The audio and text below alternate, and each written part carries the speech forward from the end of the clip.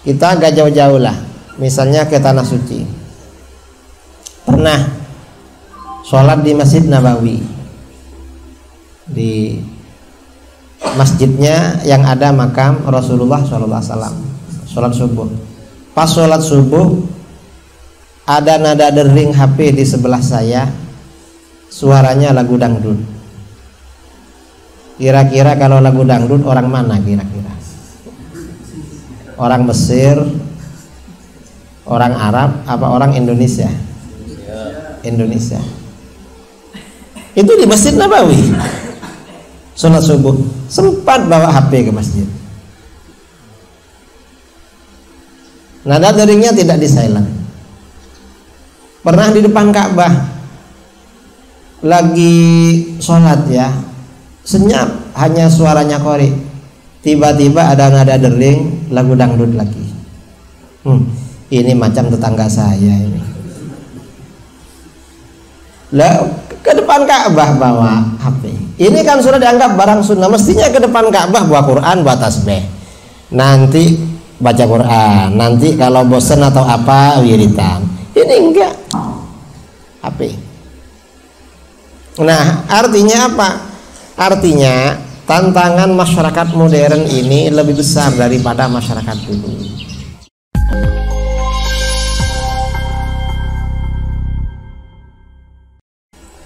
Assalamualaikum warahmatullahi wabarakatuh.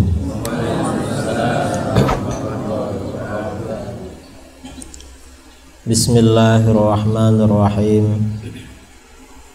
Alhamdulillahi rabbil alamin.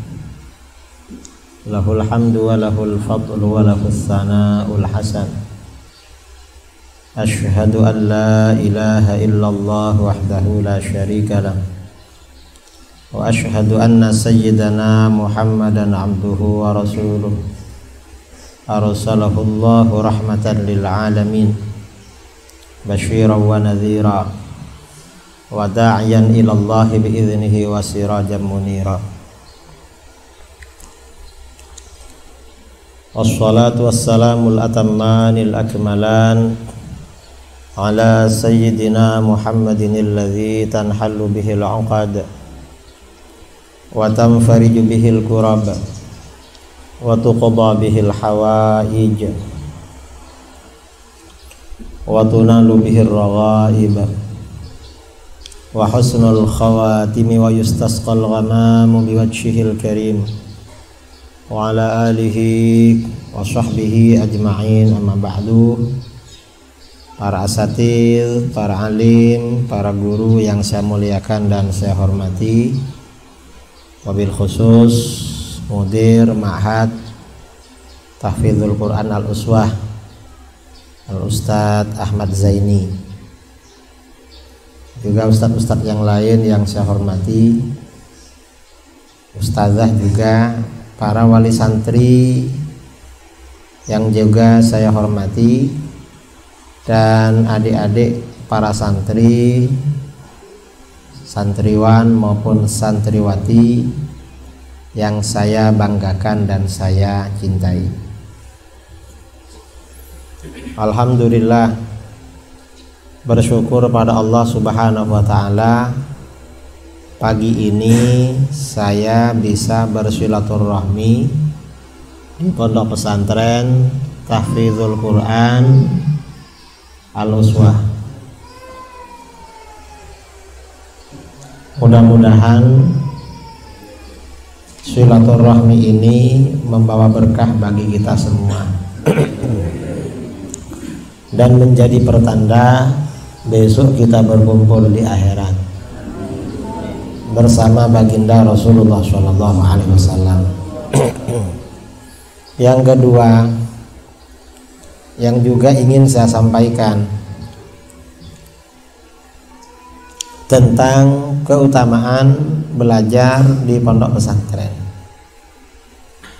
Belajar di pondok pesantren ini, terutama pondok pesantren Ahlus Sunnah wal Jamaah, pada akhir zaman seperti sekarang ini sangat penting. Mengapa? karena hanya lembaga pondok pesantren yang menjaga nilai-nilai akhlak, menjaga nilai-nilai keimanan, menjaga nilai-nilai agama. Rasulullah SAW bersabda, "Bada al-Islamu ghariban wa sayaudu ghariban kama bada." Islam itu bermula dalam keadaan terasing, dianggap aneh. Islam itu pertama kali muncul dianggap aneh sama orang-orang Mekah, karena orang Mekah semuanya orang-orang musyrik. Begitu Islam datang, dianggap aneh oleh mereka.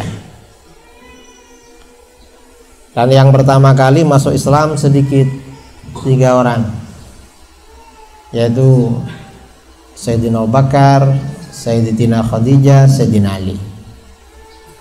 Lalu tambah satu tambah, akhirnya Islam menjadi ramai.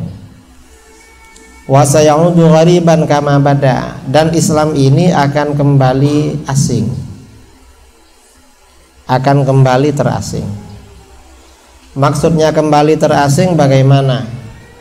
Orang yang belajar agama Islam itu dianggap aneh. Orang yang belajar di pondok dianggap aneh. Kok mondok? Saya dulu awal-awal mondok, umur 11 ya, atau 12 tahun,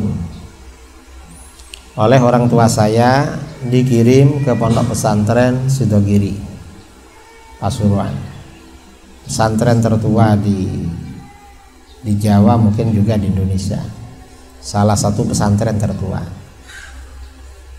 Ada orang biasa ke rumah, tanya, "Mana Idrus?" "Saya mondokkan." "Apa?" kata dia. Kata orang ini, "Masih kerabat dengan ayah saya, masih ada hubungan saudara." "Kok dimondokkan, Bang? Nanti makan apa?" Padahal orang nggak mondok dan yang mondok makannya sama-sama makan nasi. Ditanya, "Nanti makan apa?" Maksudnya apa? Orang itu beranggapan anak pondok itu nggak punya masa depan. Karena masa depan orang itu kebanyakan soal dunia. Ketika masih kecil dirawat orang tua, setelah dewasa nanti kerja, punya istri, punya rumah, punya mobil. Itu dianggap masa depan. Padahal masa depan kita sebenarnya bukan itu, tetapi adalah kehidupan akhirat. Itu kan masa depan yang sesungguhnya. Memang dianggap gak punya masa depan anak pondok itu. Ya dianggap gharib, dianggap aneh ini. Kok mondok gak keluar-keluar? Ada yang begitu. Fatuba lil ghuraba. Maka kata Rasulullah SAW, beruntung orang-orang yang terasing. Orang-orang yang aneh itu beruntung, yang dianggap asing, aneh itu. Siapa ghuraba? Ghuraba itu alladzina yasrahun hina yafsudun nas. Orang-orang yang menjalankan kesalehan ketika orang lain menjalankan kerusakan. Siapa yang menjalankan kesalehan, menjalankan amal-amal baik? Ya anak pondok. Karena di pondok itu ditekankan istiqomah sholat berjamaah, ditekankan menjaga akhlakul karimah, ditekankan menjaga nilai-nilai agama, ditekankan rajin beribadah, istiqomah beribadah. Itu di pondok. Kalau lembaga-lembaga pendidikan selain pondok, akidahnya tidak dijaga. Kadang yang ngajar Wahabi, kadang yang ngajar ya orang di luar Islam di sekolah-sekolah umum. Bukan cuma akidahnya, akhlaknya gak dijaga.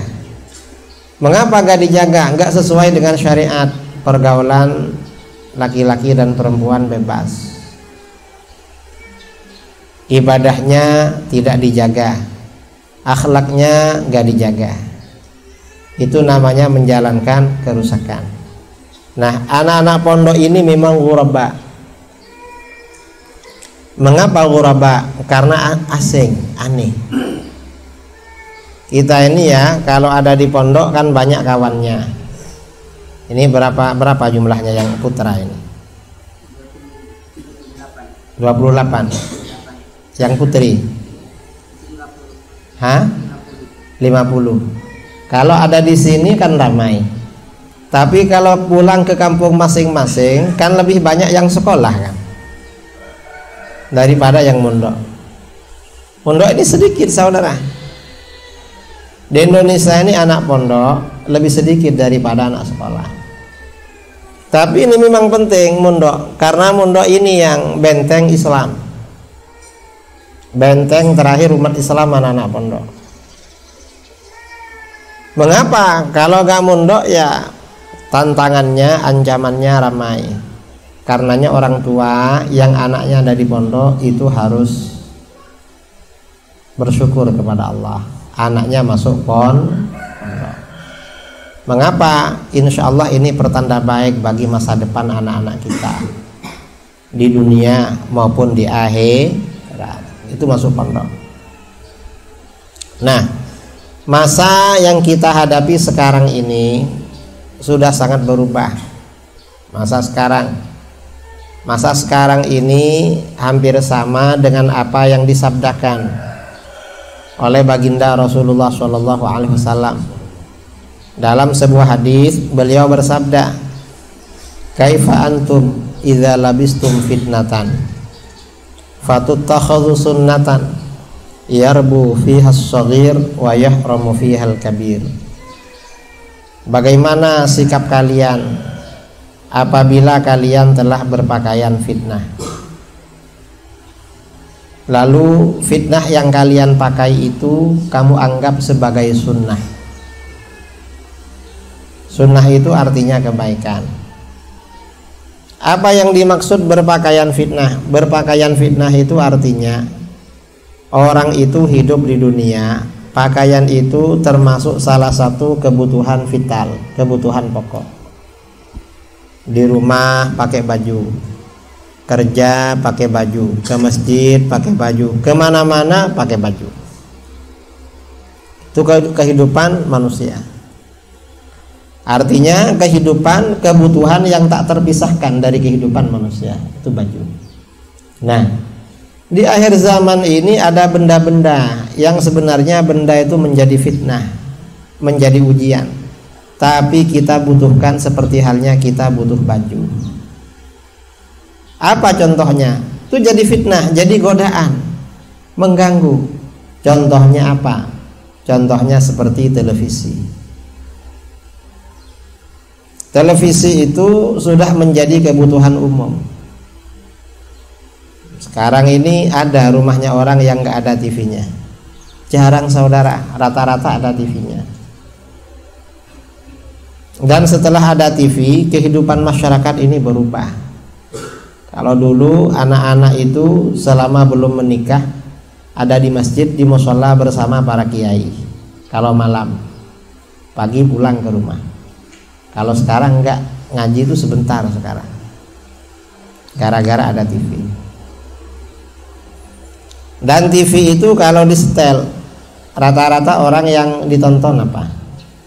Pengajian agama? Bukan, biasanya film. Artinya mengganggu memang. Kemudian termasuk fitnah lagi apa? Adanya HP. HP ini fitnah. Jadi fitnah. Mengapa fitnah? Karena orang kebanyakan pegang HP, orang buka HP kebanyakan untuk main-main, jarang karena keperluan.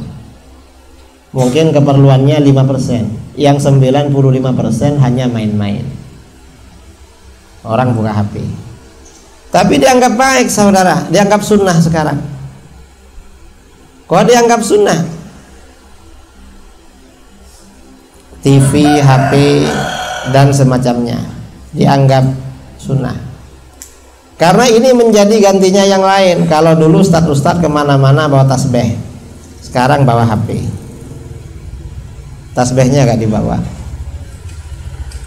Kalau dulu ya kita gak jauh-jauh lah, misalnya ke Tanah Suci, pernah sholat di Masjid Nabawi, di masjidnya yang ada makam Rasulullah SAW.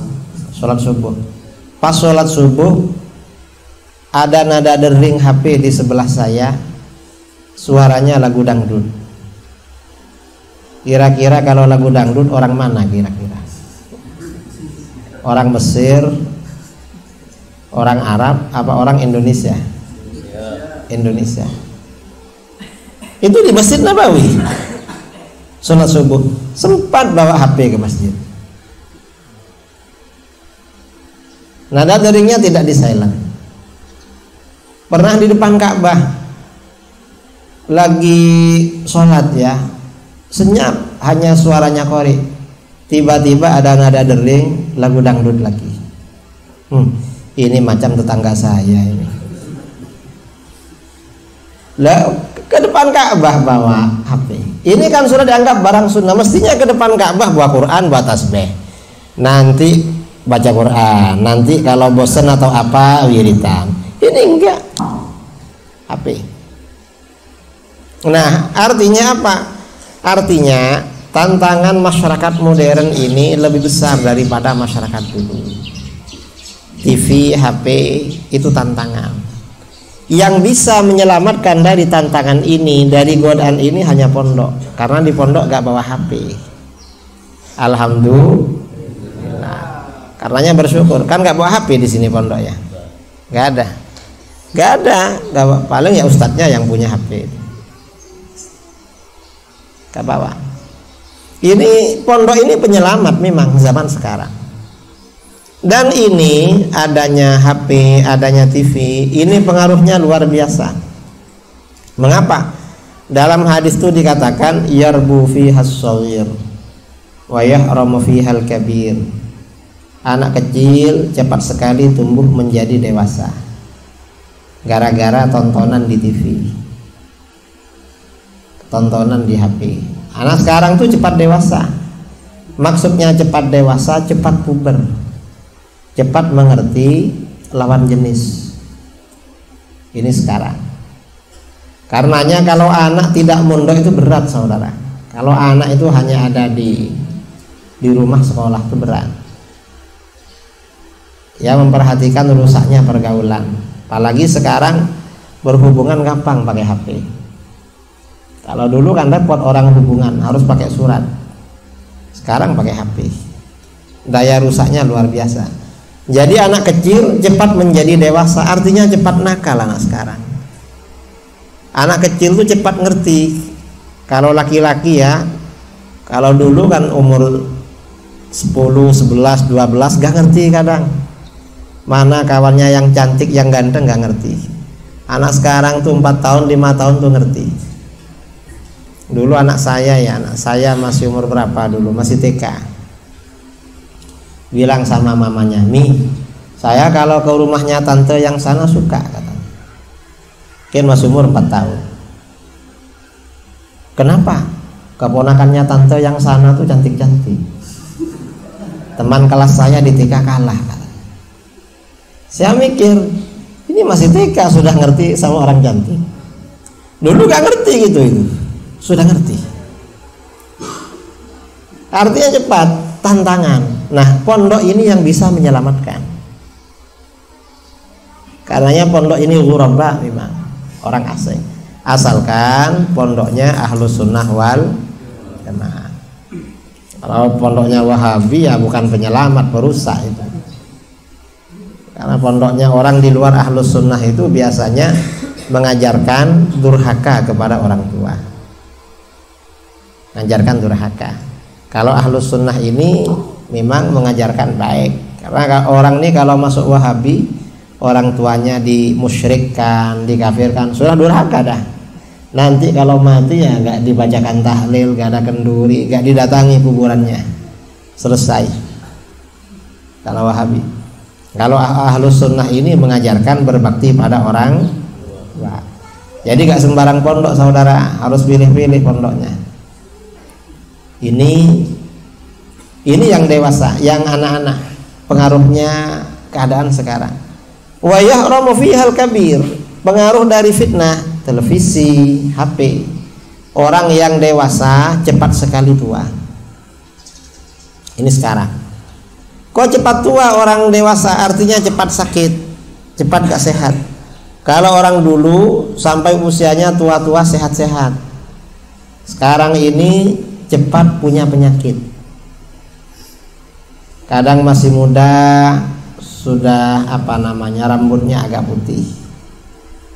Karena yang ditonton TV, yang dipikirkan persaingan hidup, persaingan ekonomi. Tetangganya beli mobil baru terkejut, oh ini harus beli lagi. Tetangganya punya kulkas terkejut, mau beli kulkas. Ini persaingan ekonomi sekarang itu masyarakat. Jadi pengaruhnya luar biasa. Akhirnya apa? Cepat tua pada orang. Karena yang dipikirkan uang terus. Ini dunia modern, ini tantangan. Dan yang bisa menyelamatkan ya pendidikan agama. Kalau orang itu berpendidikan agama, rajin wiritan, berzikir pada Allah, baca Quran, itu hatinya tenang itu. Pendidikan agama, dan pendidikan agama ya di pondok. Kemudian dalam hadis itu dikatakan wa idza turikat minha syai' qila turikat sunnatun. Kalau ada dari fitnah itu kita tinggalkan, enggak ikut-ikutan fitnah. Gak punya TV, gak punya HP, gak punya motor, gak punya apa, orang-orang bilang kamu ini ketinggalan zaman. Orang gak punya dianggap ketinggalan zaman. Dan betul saudara, saya ini ada di pondok 20 tahun.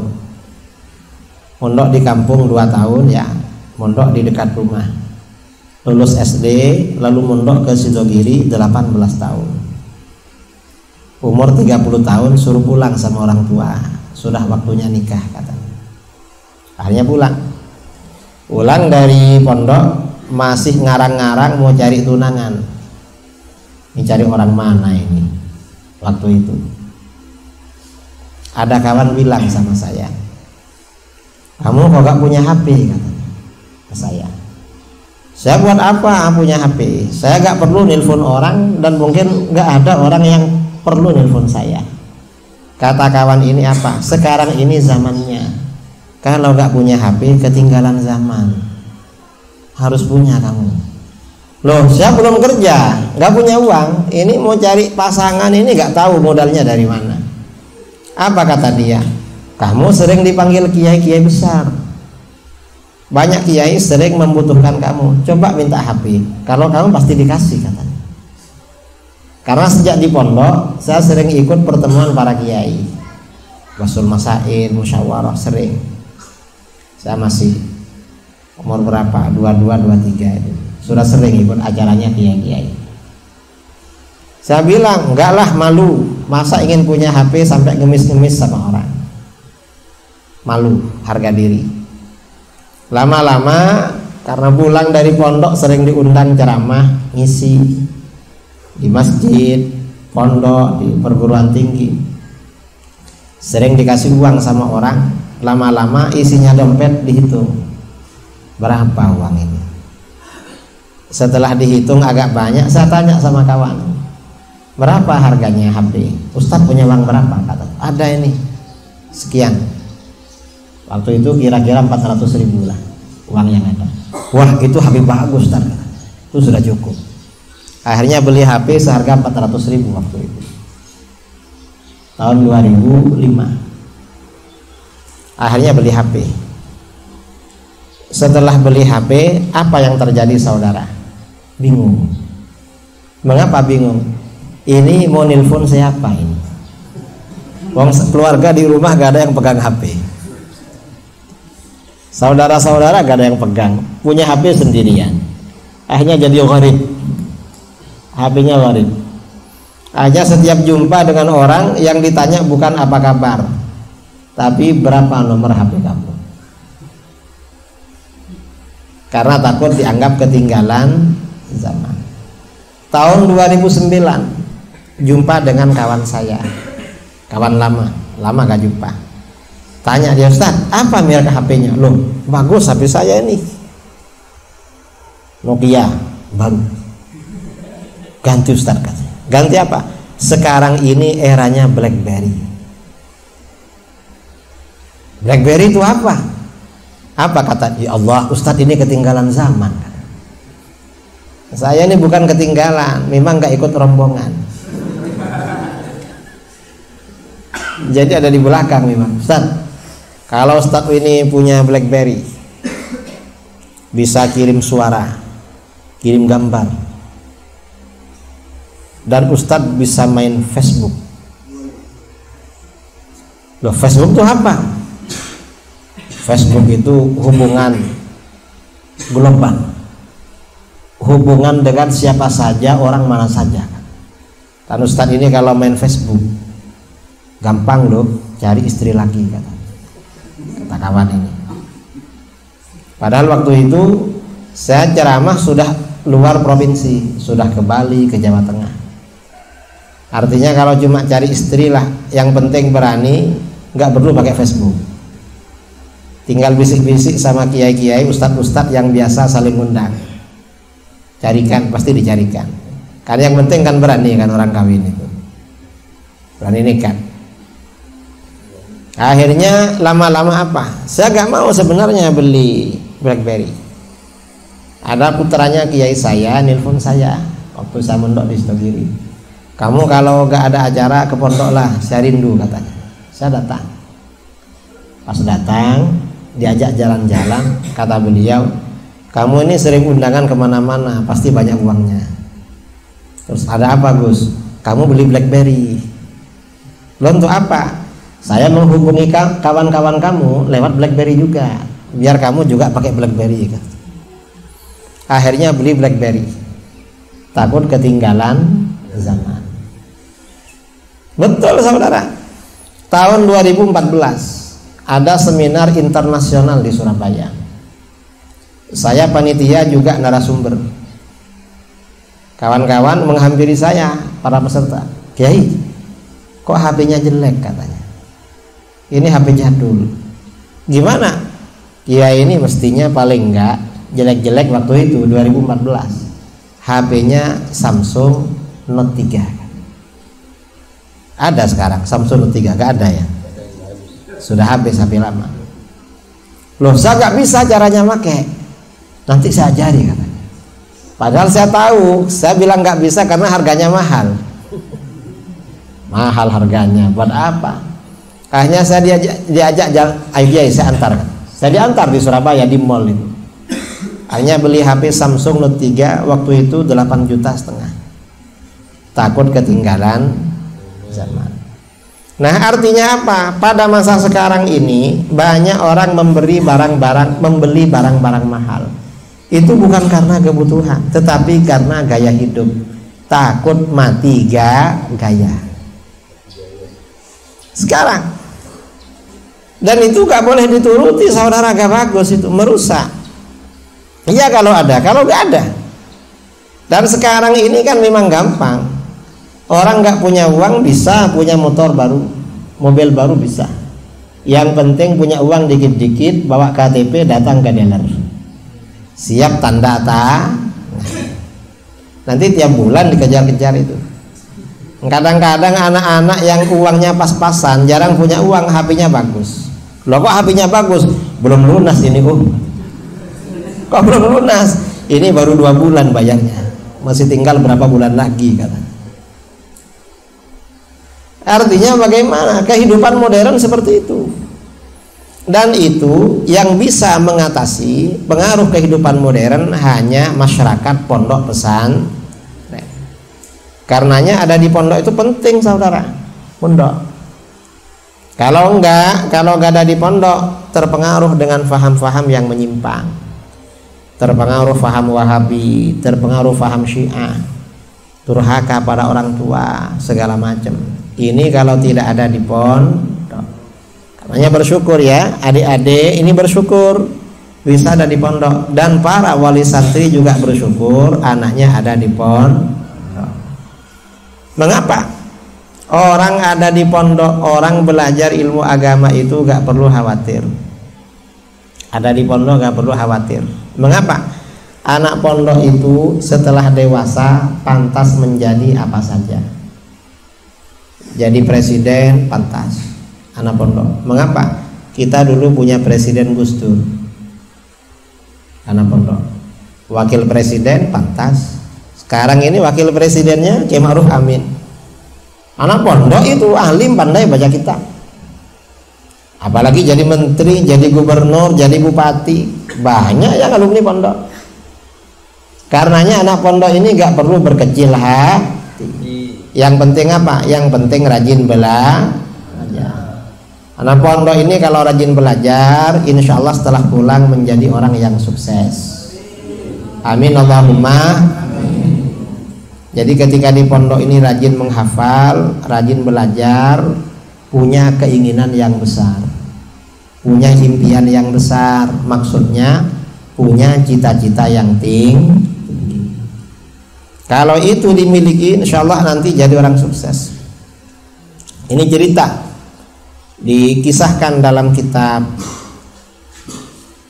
Bahjatul Majalis karangan Ibnu Abdul Bar Al-Qurtubi, atau di dalam kitab Al-Aqdul Farid karangan Ibnu Abdirrabbih Al-Andalusi, atau dalam kitab Uyunul Akhbar karangan Ibnu Qutaibah Ad-Dinawari. Dulu pada masa sahabat ada 4 remaja, anak laki-laki remaja ya, kira-kira seusia kamu ini, kira-kira ya usianya di atas 10 tahun, tapi masih remaja, belum dewasa. Ketika 4 anak remaja ini duduk-duduk, tiba-tiba salah seorang dari mereka ada yang bilang, liyadhkur kullu wahidin minna ma yatamanna. Coba masing-masing kita mengutarakan apa yang menjadi impiannya. Besok setelah dewasa ingin jadi apa. Dibilang begitu, akhirnya apa saudara? Akhirnya salah satu dari mereka, kakak tertua dari 3 bersaudara. Yang 4 remaja ini, yang 3 orang kakak beradik, 1 orang teman akrab. Kakak tertua dari mereka namanya Abdullah bin Zubair. Kata Abdullah bin Zubair, saya ingin menjadi khalifah. Khalifah itu kalau sekarang presiden. Saya ingin menjadi khalifah yang menguasai Mekah, Madinah, dan Irak, kata Abdullah. Begitu Abdullah berkata begitu, teman akrabnya Marwan, Abdul Malik bin Marwan, dia bilang apa? Kata Abdul Malik, kalau saya ingin menjadi khalifah menguasai seluruh negara Islam, ingin saya kuasai semua seluruh negara Islam, kata Abdul Malik bin Marwan. Lalu adiknya Abdullah punya adik namanya Urwah. Apa kata Urwah? Saya ingin menjadi ulama besar aja, nanti para pelajar cari-cari saya belajar ilmu agama. Ini kata Urwah. Lalu adiknya Abdullah yang satunya Mus'ab bin Zubair, saya cita-cita ada 2. Apa? Yang pertama, saya ingin menjadi gubernur di Irak. Saya gak perlu jadi khalifah, cukup jadi gubernur. Yang kedua, apa yang kedua? Yang kedua kata dia, saya ingin berpoligami. Apa poligami? Punya istri lebih dari jadi ingin punya istri 2 orang. Saya gak ingin punya istri 1, ingin 2. Ditanya sama kawannya, kamu ingin sama siapa? Kata Mus'ab bin Zubair, saya ingin melamar Syarifah Sukainah, putrinya Sayyidina Husain, cucu Rasulullah SAW. Saya ingin kawin dengan itu. Terus siapa lagi? Katanya 2. Satunya, saya ingin kawin dengan Aisyah binti Talhah bin Ubaidillah. Ingin kawin dengan itu. Akhirnya apa? Ada waktu berjalan next ya. Kalau TV, kalau sinetron 10 tahun kemudian.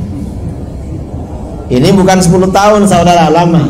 Mungkin 40 tahun, tahun 50 tahun. Tahun 65 Hijriah. Tahun 65 Hijriah. Jadi kira-kira 50 tahunan lah. Tahun 65 Hijriah, Khalifah Yazid bin Muawiyah meninggal dunia. sebelum meninggal Yazid bin Muawiyah ini berwasiat bahwa penggantinya sebagai khalifah adalah putra mahkota anaknya sendiri, Muawiyah bin Yazid. Akhirnya begitu dia meninggal, sang anak Muawiyah bin Yazid dilantik menjadi khalifah. Ternyata begitu dilantik, Muawiyah bin Yazid gak sanggup jadi khalifah. Wah, saya gak sanggup jadi khalifah, saya mundurkan diri. Akhirnya meletakkan jabatan, mengundurkan diri. Kira-kira dapat 2 bulan, Muawiyah bin Yazid ini meninggal dunia. Begitu Muawiyah bin Yazid meninggal dunia, akhirnya negara Islam mengalami kevakuman, kekosongan. Gak punya pemimpin tertinggi, gak punya khalifah. Akhirnya apa? Akhirnya yang terjadi, Abdullah bin Zubair melalui tim suksesnya tampil menjadi khalifah. Saya aja jadi khalifah, dibaiat oleh orang-orangnya. Akhirnya apa? Penduduk Mekah, penduduk Madinah dan Irak menyatakan baiat pada beliau sesuai cita-citanya, menjadi khalifah yang menguasai Mekah, Madinah dan Irak. Karena itu keinginannya. Setelah itu penduduk Syam itu kalau sekarang meliputi Syria, Yordania, Lebanon, Palestina dan Mesir. Penduduk Syam dipimpin oleh Bani Umayyah, Marwan bin Al-Hakam. Penduduk Syam ini akan melakukan baiat kepada Abdullah bin Zubair. Marwan kirim surat akan baiat. Ternyata Abdullah bin Zubair gak mau. Mengapa? Ngajak perang. Nggak, perang aja, Syam dengan saya perang aja. Karena Marwan ini dulu yang membunuh ayah beliau, Sayyidina Zubair bin Awam, dalam perang Jamal 30 tahun sebelumnya. Ingat, 30 tahun yang lalu ini kan membunuh ayah saya, perang. Akhirnya perang. Penduduk Syam dengan Abdullah bin Zubair perang. Sampai Marwan meninggal. Begitu Marwan meninggal, peperangan dilanjutkan oleh anaknya Abdul Malik bin Marwan, temannya ketika masih kecil. Akhirnya perang selama 8 tahun. Setelah perang selama 8 tahun, akhirnya apa? Abdullah bin Zubair kalah perang. Setelah Abdullah bin Zubair kalah perang, akhirnya apa? Abdul Malik bin Marwan tampil menjadi khalifah. Seluruh negara Islam menyatakan baiat pada beliau sesuai dengan cita-cita, karena inginnya menjadi khalifah, menguasai seluruh negara Islam. Tercapai. Lalu bagaimana adiknya Abdullah bin Zubair? Abdullah bin Zubair punya adik namanya Urwah bin Zubair. Urwah ini sejak masih kecil rajin belajar, rajin menghafal. Karena rajin belajar, maka belum tua, usianya belum 20 tahun. Urwah ini sudah menjadi salah satu ulama besar di kota Madinah. Usianya masih muda.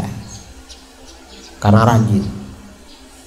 Para ulama, para pelajar dari mana-mana berdatangan kepada beliau, menimba ilmunya, hadis-hadisnya dipelajari. Alim orangnya. Lalu adanya Abdullah yang satunya Mus'ab. Mus'ab ini cita-citanya ada 2. Pertama menjadi gubernur di Irak.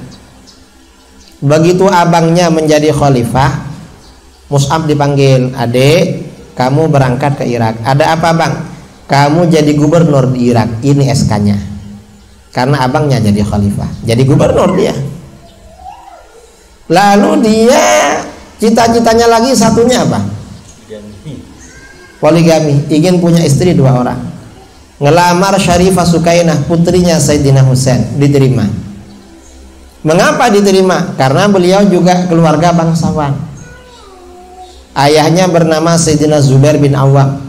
Zubair bin Awam ini ibunya bernama Sofiyah binti Abdul Muttalib. Kakaknya Abdullah bin Abdul Muttalib, ayahnya baginda Rasulullah SAW. Itu ayahnya. Ibunya Mus'ab ini bernama Asma binti Abi Bakar As-Siddiq, orang bangsawan pula. Begitu ngelamar diterima.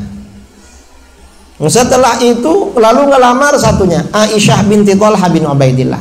Aisyah ini waktu itu di Madinah terkenal sebagai wanita paling cantik dan cerdas. Kecerdasannya seperti laki-laki.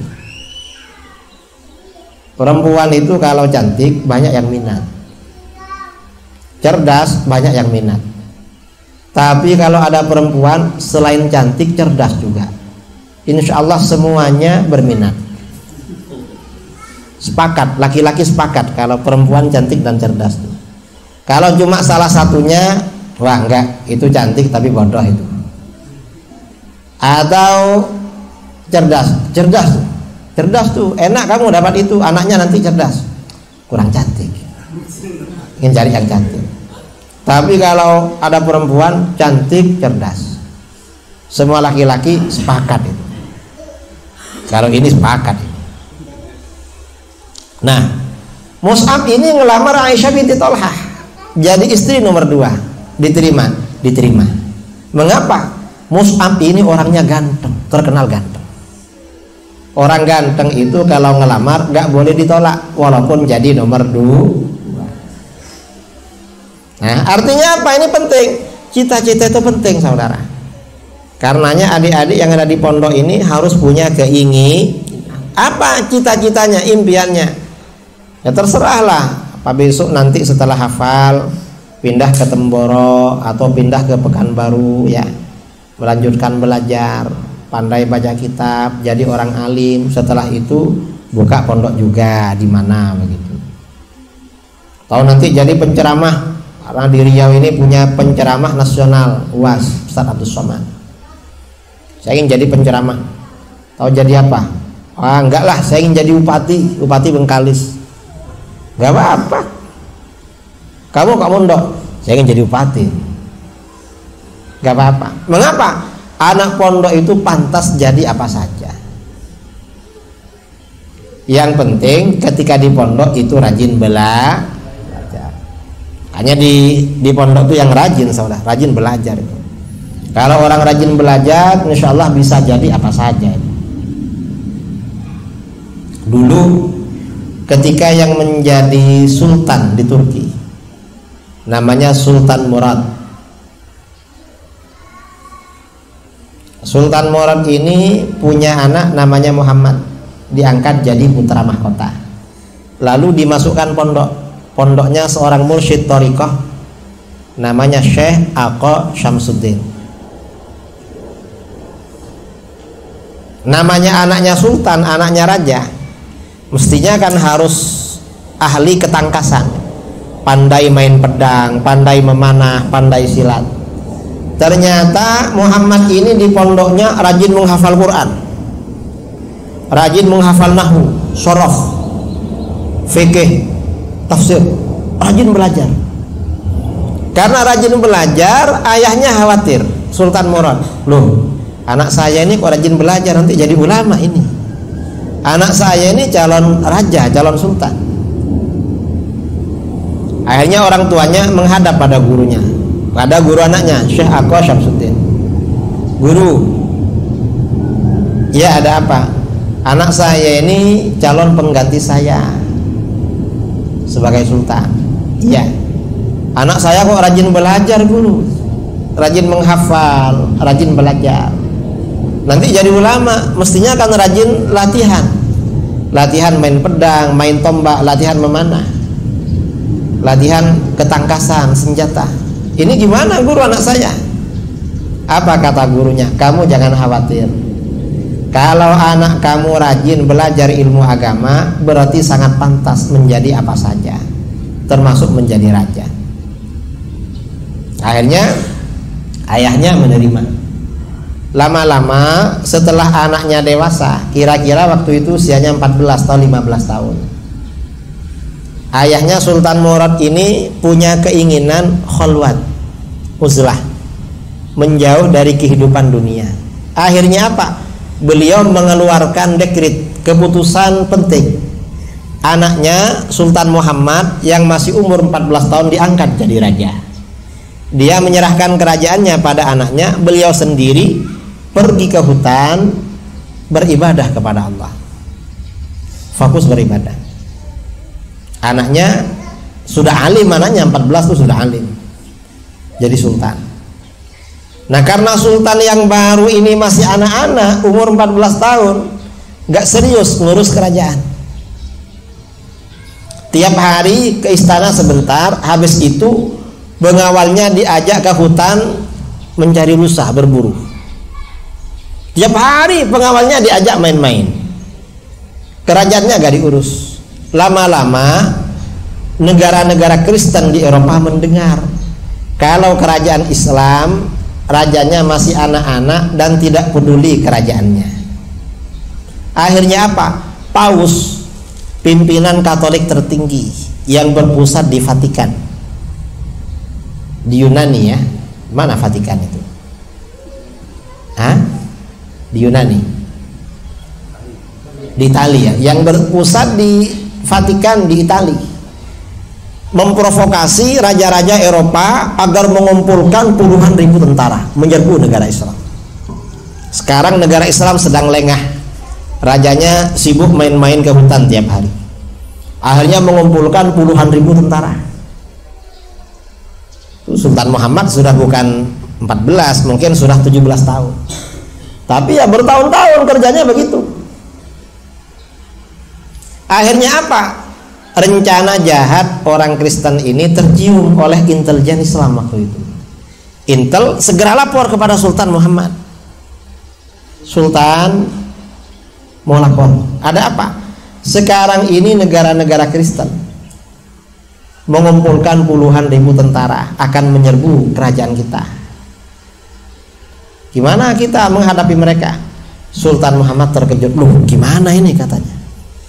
Awak belum pengalaman perang. Akhirnya apa? Dia ingat, loh bapak saya kan masih ada. Akhirnya dia kirim surat sama ayahnya. Assalamualaikum warahmatullahi wabarakatuh. Dari saya Sultan Muhammad kepada ayahanda Sultan Murad. Ayah, situasi negara sekarang dalam keadaan genting. Karena orang-orang Kristen di Eropa mengumpulkan puluhan ribu tentara akan menyerang kerajaan Islam. Oleh karena itu, kalau ayahanda merasa sebagai sultan dari kerajaan ini, pulang ke istana untuk memimpin perang. Tapi kalau ayahanda merasa bahwa saya sebagai sultan kerajaan ini, maka saya sebagai sultan perintahkan ayah pulang ke istana untuk memimpin perang. Anaknya alim ya, karena rajin belajar, pinter, retorikanya pinter. Wassalam, tertanda Sultan Muhammad. Akhirnya ayahnya pulang di istana dari hutan. Sampai di istana anaknya gak ada. Mana sultannya? Tadi pergi sama pengawal katanya. Ya seperti biasanya main-main ke hutan. Lama-lama pulang sore-sore ada ayahnya. Melihat ayahnya datang, dia jalan sambil jalan pakai lutut, takzim pada ayahnya. Setelah jumpa dengan ayahnya, minta maaf ayah, saya menghabiskan masa-masa muda katanya. Karena saya masih anak-anak, oleh ayah diangkat jadi sultan. Masa main-main saya belum habis. Dan insya Allah sekarang sudah habis. Akhirnya perang sama ayahnya, diajak perang melawan Kristen. Ternyata apa saudara? Dalam peperangan itu umat Islam diberi kemenangan luar biasa. Tentara Kristen hancur lebur, banyak yang mati. Selesai perang, Sultan Murad ini didampingi anaknya melakukan inspeksi anak buahnya yang meninggal, yang gugur, yang luka-luka. Ada tentara kafir masih hidup pura-pura mati, dia pegang belati. Begitu Sultan Murad lewat di situ, dia bangun, tiba-tiba menusuk Sultan Murad. Sultan Murad meninggal waktu itu, ditusuk secara sembunyi-sembunyi. Anaknya menyaksikan kejadian itu, Sultan Muhammad. Akhirnya apa? Melihat ayahnya sendiri meninggal, dibunuh orang kafir, semangatnya mendidih, semangatnya membara untuk perang. Setelah itu beliau benar-benar menjadi panglima perang yang tangguh. Tidak lama kemudian ketika Sultan Muhammad ini usianya 22 tahun, ada rencana menaklukkan negara Romawi Timur. Romawi Timur ini pusat kerajaan Kristen waktu itu. Romawi Timur itu kalau sekarang negara Turki, itu dulu negara Kristen. Kalau sekarang kan 99% kan Muslim, dulu Kristen. Dan kerajaan Romawi Timur ini bentengnya tinggi dan tebal, kokoh, gak bisa ditembus. Cuman Rasulullah SAW pernah bersabda, apa sabdanya? Latuftahanal Qustantiniyah, fala ni'mal jaishu jaishuha, wala ni'mal amiru dzalikal jaish. Konstantinopel nanti benar-benar akan ditaklukkan oleh umatku. Maka sebaik-baik pasukan adalah pasukan penakluk itu, dan sebaik-baik panglima perang adalah panglima pasukan itu. Karena Rasulullah pernah berjanji Konstantinopel, Romawi Timur akan ditaklukkan. Sejak masa sahabat sudah dikirim tentara, tapi selalu gagal. Ada sahabat Abu Ayyub Al-Ansari gugur di samping benteng Konstantinopel, dikubur di situ. Sahabat Abu Ayyub berkali-kali. Akhirnya Sultan Muhammad ini ketika masih kecil, oleh ayahnya sering diajak melihat-lihat benteng Konstantinopel, dan dibilang, anakku, siap ayah, itu musuh kamu, harus kamu kalahkan, kamu harus menang menghadapi itu, siap, kata. Jadi sejak kecil anaknya ini memang punya cita-cita menaklukkan Konstantinopel. Dan itu negeri Kristen paling penting, paling besar waktu itu. Akhirnya apa? Dilakukan persiapan selama kira-kira 6 bulan menaklukkan Konstantinopel. Akhirnya Konstantinopel benar-benar ditaklukkan oleh Sultan Muhammad. Setelah Konstantinopel ini ditaklukkan, para ulama memberi beliau gelar Sultan Muhammad Al-Fatih, sang penakluk. Mengapa? Karena penaklukan ini sesuai dengan janji baginda Rasulullah. Setelah Konstantinopel ini takluk, apa yang terjadi saudara? Seluruh negara-negara besar menyatakan damai pada beliau. Raja Rusia mengirimkan utusan serta putrinya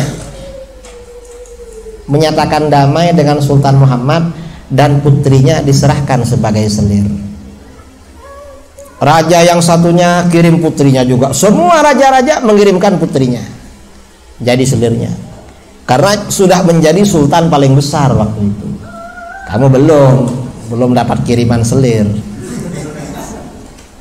Nanti ya kalau sudah besar dapat kiriman selir. Mirip ya.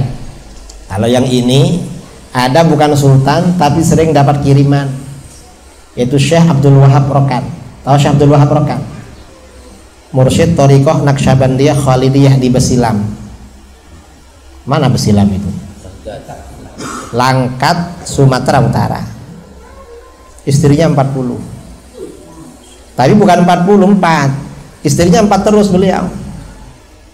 Nanti dapat beberapa bulan, tiba-tiba orang tua laki perempuan datang bawa putrinya masih muda. Syekh, ini gimana? Dulu kami belum punya anak, bernazar kalau punya anak gadis cantik diserahkan ke Syekh jadi istrinya. Akhirnya istrinya yang 4 dipanggil. Ini siapa? Salah satu yang mau mundur. Karena ini ada orang nazar, kalau gak dilakukan dosa, kasihan. Hanya istri yang nomor berapa mundur. Akhirnya ganti pemain baru. Nanti dapat berapa bulan lagi ada orang lagi kirim, gimana Syekh nazar ini? Nazar. Akhirnya panggil lagi yang 4. Siapa yang mau mundur nih? Ada nazar lagi gitu. Sampai 40. Karenanya nggak perlu jadi sultan, itu jadi syekh, asalkan sudah makbul, diterima oleh Allah, dapat kiriman juga itu. Ini kalau laki-laki cocok ini. Artinya apa? Orang belajar ilmu agama itu pantas jadi apa saja, nggak perlu khawatir. Yang penting ketika di pondok jadi santri yang rajin, jadi santri yang bersungguh-sungguh. Siap? Insya Allah. Mudah-mudahan jadi orang yang sukses. Amin Allahumma. Ini tausiah dari saya yang perlu saya sampaikan kepada saudara-saudara. Mudah-mudahan pondok ini semakin maju ke depan. Banyak orang-orang soleh yang singgah di sini. Amin Allahumma amin. Dari saya kurang lebihnya mohon maaf yang sebesar-besarnya. Assalamualaikum warahmatullahi wabarakatuh.